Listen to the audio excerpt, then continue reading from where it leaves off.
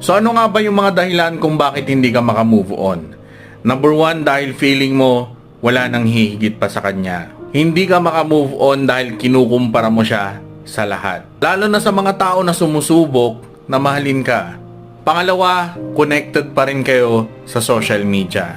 Walang masama kung maging friends pa rin kayo sa social media. Pero kung hindi mo mapigilan yung sarili mo na laging tignan kung ano-ano yung mga nangyayari sa buhay niya, kaya lagi mong chinecheck yung profile niya, walay.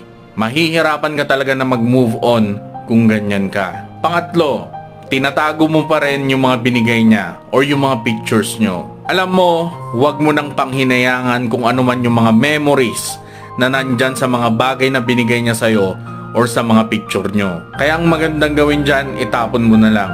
Or kung nasasayangan ka, ipamigay mo, 'di ba? Number 4, dahil iniwan ka sa ere. At dahil wala